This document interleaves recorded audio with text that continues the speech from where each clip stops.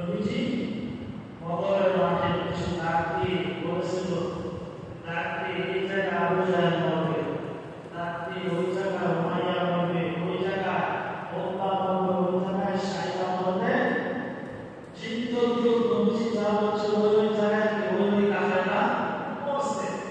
এর মধ্যে থেকে একজন কাফের নবীজি ডাক দিয়েছিল যে কঠোর কাফের ছিল, তার নাম ছিল উমাইয়া ইবনে খালফ। উমাইয়া ইবনে খালফ অনেক বড় কঠোর কাফের ছিল, ইসলামের শত্রু ছিল এবং মক্কার মধ্যে লিডারদের মধ্যে একজন লিডার ছিল, নেতা ছিল। মক্কার কাফেরদের লিডারদের মধ্যে একজন নেতা ছিল উমাইয়া ইবনে খালফ। তার গোলাম ছিল হযরত বেলাল রাদিয়াল্লাহু তাআলা। যে বেলালের উপরে কতটা অসামরিক, কতটা কঠিন নির্যাতন করেছিল উমাইয়া ইবনে খালফ, আমি আগে আলোচনা করেছিলাম। উত্তপ্ত রোদের মধ্যে তাকে টেনে আসে তারা মক্কা। আর তাকে লোক কি পাওয়া আপনারা জানেন, রোদে উত্তপ্ত বালুর মধ্যে শরীর আবার পাথর চাপা দিত। এই উমাইয়া ইবনে খালফ নবীজি ঠিক যেই জায়গায় ডাক দিছে যে বড় বড় উমাইয়া ওই জায়গায় মারা যাবে, ঠিক ওই জায়গায় উমাইয়া ইবনে খালফ দুনিয়া থেকে ধ্বংস হয়েছে। সুবহানাল্লাহ। নবীজির কথা অনুযায়ী হয়েছে। যে কিভাবে হলো? তখন হাদিসের মধ্যে আছে যে উমাইয়া ইবনে খালফ সে ছিল হযরত সাদ ইবনে মুআজ রাদিয়াল্লাহু তাআলা আনহু, অনেক ঘনিষ্ঠ বন্ধু ছিল সাদ ইবনে মুআজ রাদিয়াল্লাহু তাআলা আনহু। সাদ ইবনে মুআজ রাদিয়াল্লাহু তাআলা আনহু বাড়ি ছিল মদিনায়, বাড়ি ছিল মদিনায়। উমাইয়া ইবনে খালফের বাড়ি ছিল মক্কায়। উমাইয়া ইবনে খালফের বাড়ি ছিল মক্কায়। যে সাদ ইবনে মুআজ যখন মক্কায় আসতো তখন বন্ধুর বাড়িতে থাকতো, আশ্রয় নিত, দাঁড়াইতো।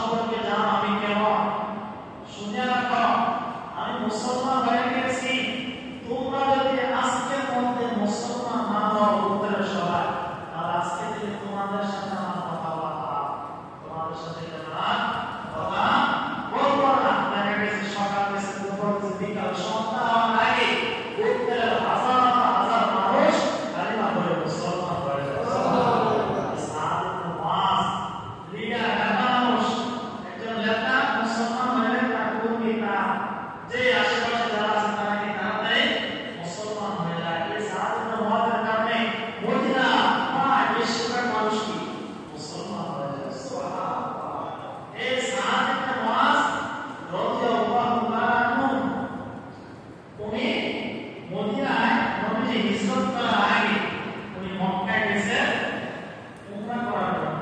মক্কায় গেছে কি করতো? উমরা করার জন্য, উমরা করতো। আর ওই সময় কাফেররা উমরা করতো।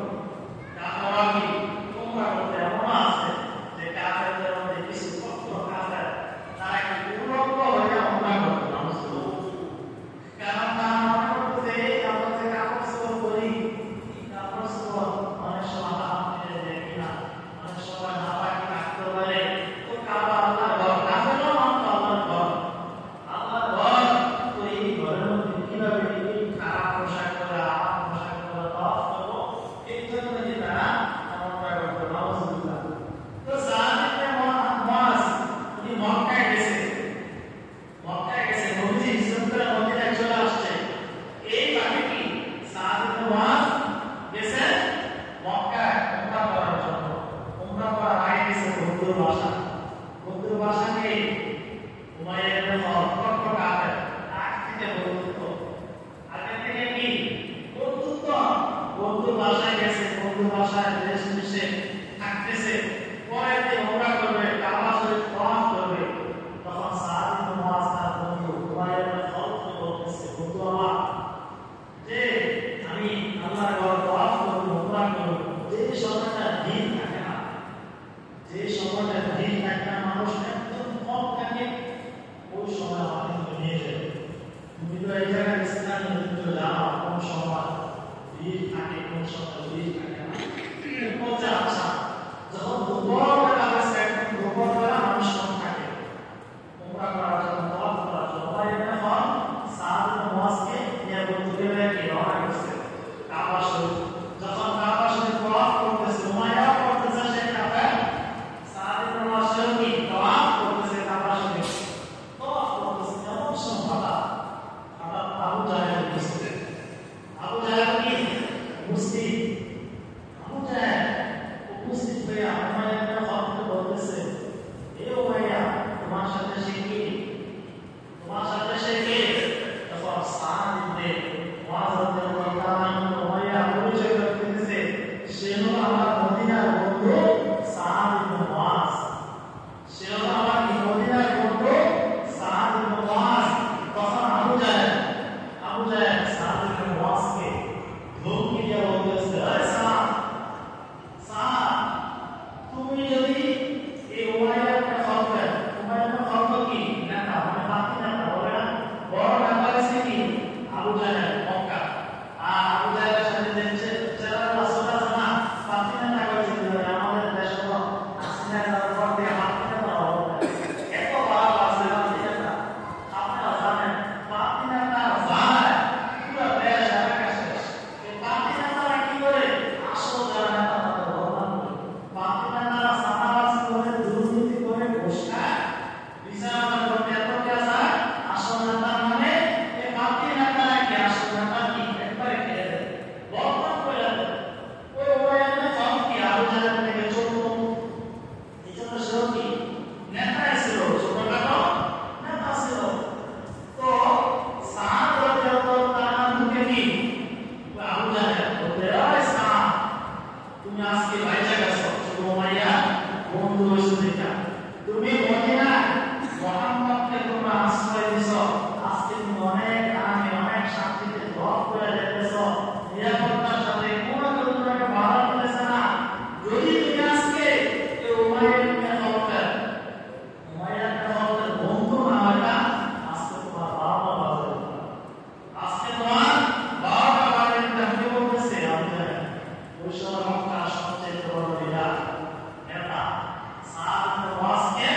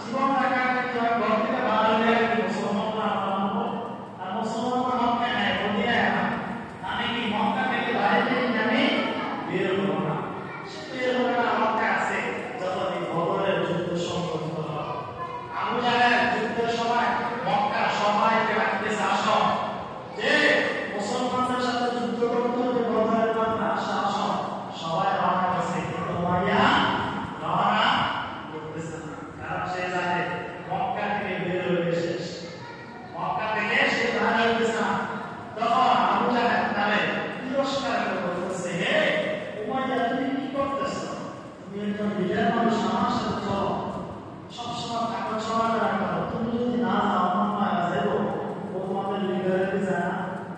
হ্যাঁ চলো, অনেক তিরস্কার করার পরে সে বের হয়েছে। বের হওয়ার পরে সে একটা তেজস্ব ঘোড়া হয়েছে, অনেক দ্রব্যগামী। মক্কা হাজার হাজার যত ঘোড়া আছে আমাদের সবচেয়ে দামি ঘোড়া তেজস্ব ঘোড়া হয়েছে। বলছে একটু যাওয়ার পরে আমি পিছন দিয়ে বাইরে চলে আসবো, একটু যাওয়ার পরে আমি পিছন দিয়ে বাইরে চলে আসবো। তবে আস্তে আস্তে যাইতে যাইতে সে অতভাগা অবরের মাঠে চলে গেছে। আর ভাবতে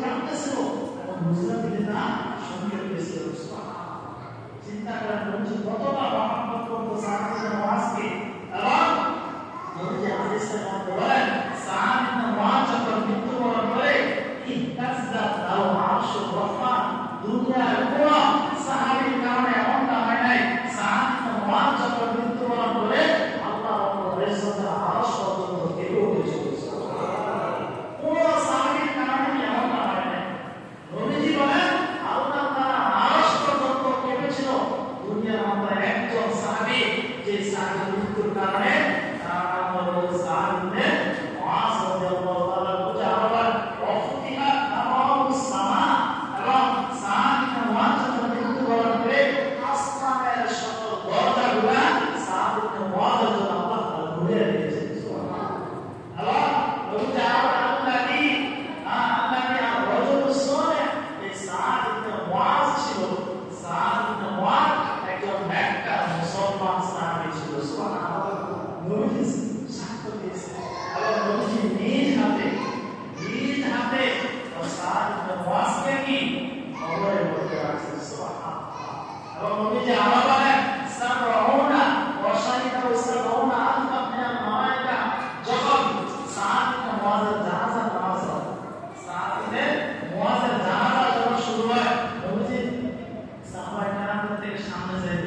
নবীজি এই বুলানগুলোর উপরে নবীজি হাঁটতেছে, সামনে যাইতেছে, এভাবে আস্তে আস্তে করে হাঁটতেছে, এভাবে হাঁটতেছে।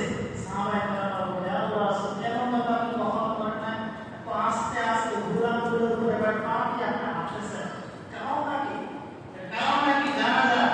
তখন রাসূল আল্লাহ সাল্লাল্লাহু আলাইহি ওয়াসাল্লাম বলেন সাহাবারা শোনো, যে আমি শুধু চতুর্দিকে শুধু আমি আর